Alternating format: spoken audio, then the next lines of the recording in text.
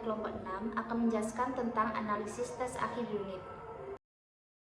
Saya di sini sebagai pemateri pertama akan menjelaskan tentang isi dan filosofi unit rekrutmen. Jadi, unit rekrutmen bertujuan untuk membangun pemahaman luas secara konseptual, bukan sekedar menggunakan rumus saja. Pendekatan yang digunakan berbeda dari metode tradisional. Ciri-cirinya, yang pertama, luas diperkenalkan melalui bentuk tidak beraturan sebelum masuk ke bentuk standar.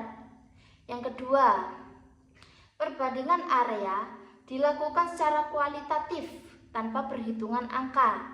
Yang ketiga, menggunakan konteks konkret seperti biaya, cat, adonan, atau berat untuk memaknai luas. Yang keempat, siswa membuat dan mengeksplorasi bentuk sendiri, termasuk melalui tessellation. Yang kelima, menggunakan strategi informal seperti memotong dan memindahkan bagian bentuk, atau biasanya itu disebut juga dengan reshaping. Reshaping ini untuk memahami area. Yang keenam, rumus luas diperkenalkan bertahap berdasarkan hasil pemahaman dari proses reshaping tadi.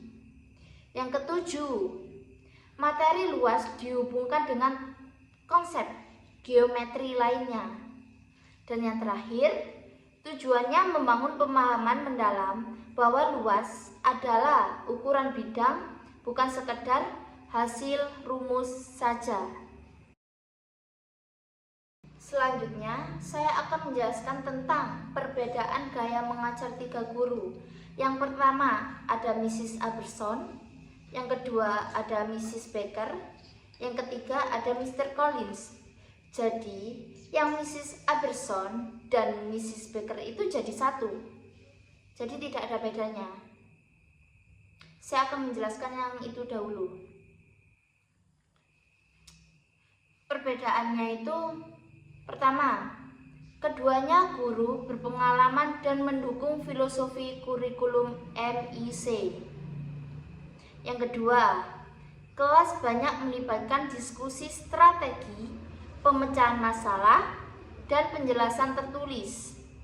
Yang ketiga, siswa sering diminta mempresentasikan cara mereka menyelesaikan soal. Yang keempat, mendorong penggunaan strategi informal sebelum menuju rumus. Dan yang terakhir, menekankan pentingnya menunjukkan proses pekerjaan. Itu yang Mrs. Aberson dan Mrs. Baker. Yang sekarang Mr. Collins. Yang pertama, guru baru, gaya mengajar lebih tradisional. Yang kedua, lebih sering mengajar satu arah, minim diskusi. Yang ketiga, fokus pada penggunaan rumus area saja. Yang keempat, manajemen kelas kurang baik, sehingga interaksi belajar kurang efektif. Dan yang terakhir, penilaian cenderung lewat kuis-kuis pendek saja. Jadi itu bedanya antara Mrs.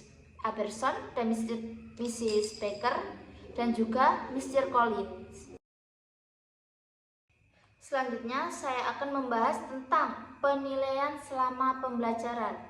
Ketiga guru menggunakan penilaian yang sangat berbeda untuk memonitor perkembangan siswanya. Yang pertama itu ada Mrs. Aberson dan Mrs. Baker. Mereka menggunakan tugas proyek, diskusi kelas, penilaian informal, dan meminta siswa menunjukkan pemikirannya. Sedangkan Mr. Collins menggunakan kuis tradisional, sedikit observasi proses, lebih menilai jawaban akhirnya. Nah, semua guru melihat bahwa banyak siswa masih mengandalkan strategi informalnya, meskipun unit ini bertujuan mendorong peralihan ke strategi formal. Yang selanjutnya yaitu perancangan teks akhir unit. Karena guru merasa belum siap membuat teks sendiri, para peneliti membuat teks akhir unit. Yang pertama berisi 7 soal terbuka. Dan yang kedua, menilai pemahaman konsep, strategi, dan pembahasan. Yang ketiga, memungkinkan siswa memiliki strategi sendiri. Dan yang keempat, memiliki total 30 poin dengan poin 55% sebagai batas lulus. Teks mengukur tidak hanya keterampilan menghitung, tetapi juga kemampuan berpikir matematis dan penalaran. Selanjutnya, hasil teks akhir. Secara umum, skor rata-rata ketiga kelas pada rentang 60% menunjukkan teks mampu mencerminkan capaian siswa. Adapun perbedaan pola nilai, yang pertama kelas Aberson dan Becker, nilai cenderung normal atau banyak di tengah. Dan yang kedua kelas Collins, ada 2 puncak, siswa cenderung sangat baik atau sangat rendah. Hal ini menunjukkan bahwa metode tradisional membuat sebagian siswa menguasai rumus tetapi tidak memahami konsep secara mendalam. Materi selanjutnya tentang analisis persoal. Soal 1, membandingkan luas pulau tak beraturan. Banyak siswa membandingkan keliling bukan area. Penyebabnya baru belajar keliling.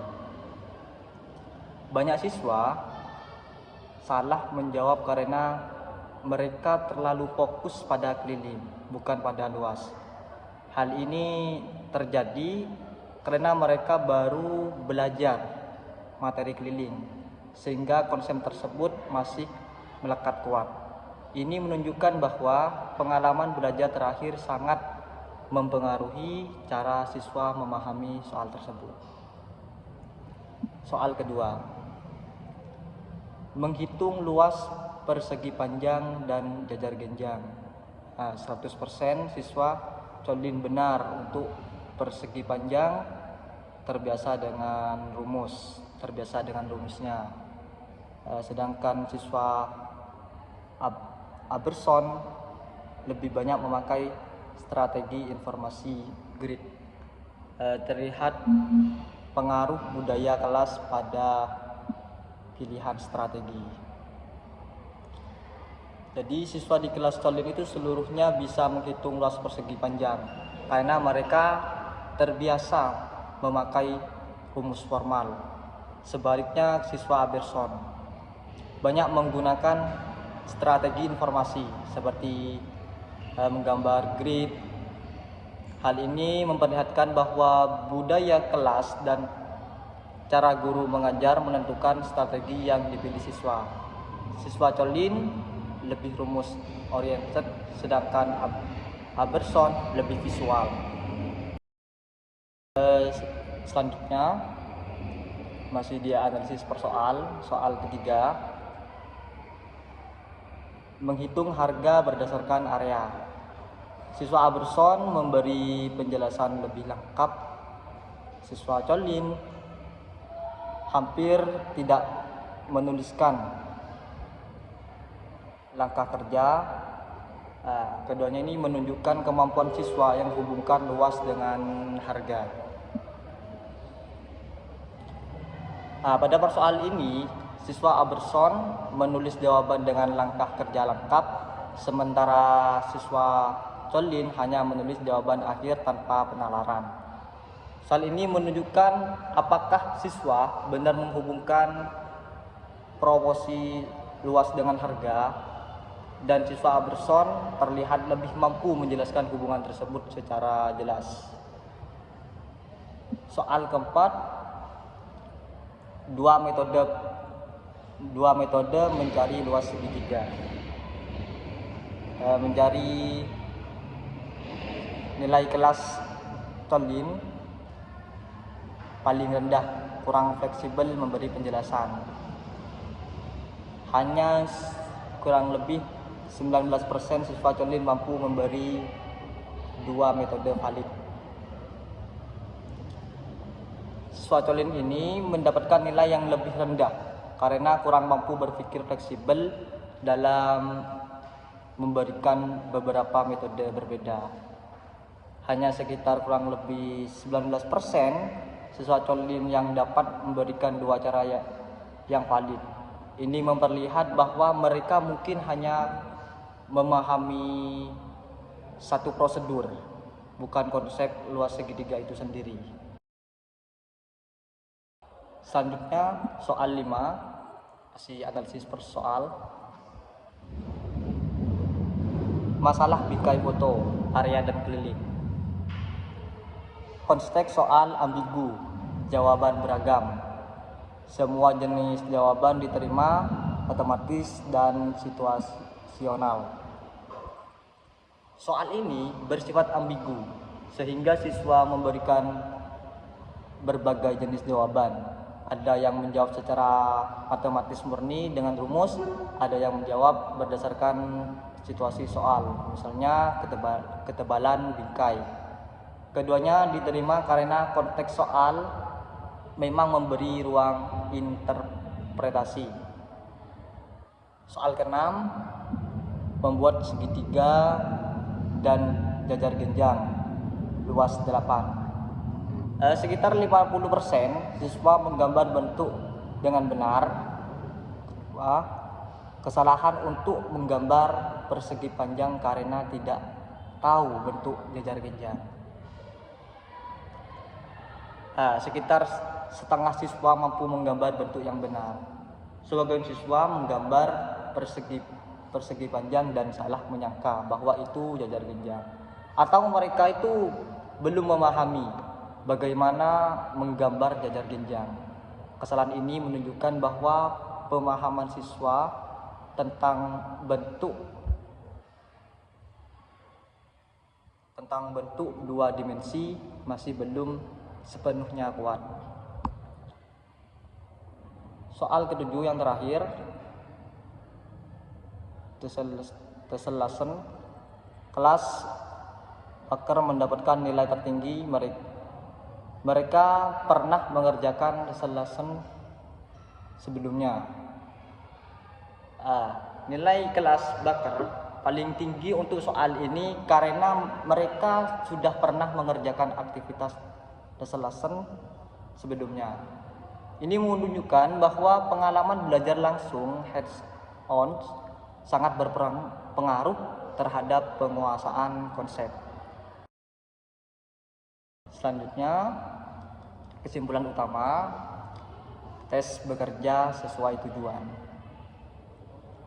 Tes ini berhasil mengukur berbagai aspek pemahaman siswa tentang luas, mulai dari konsep dasar, penggunaan rumus, strategi visual, hingga kemampuan menjelaskan penalaran.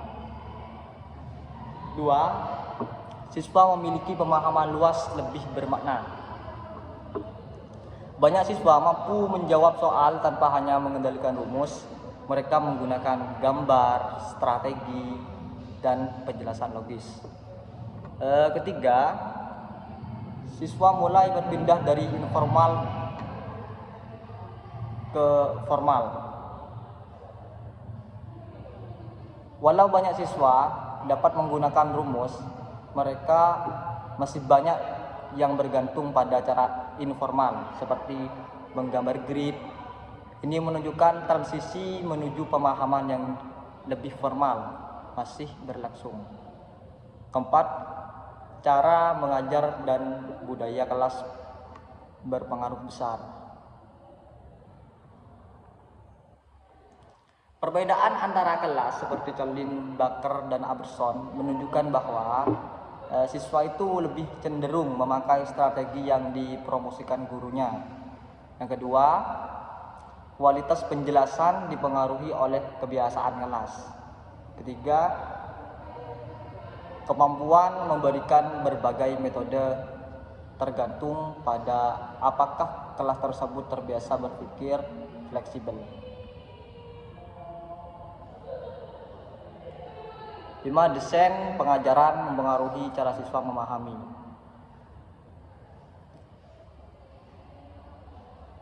Jadi desain pengajaran itu sangat mempengaruhi untuk cara siswa memahami materi tersebut dan menyelesaikan masalah soal. Jadi dengan pengajaran yang sangat detail kita bisa menyelesaikan masalah yang luas.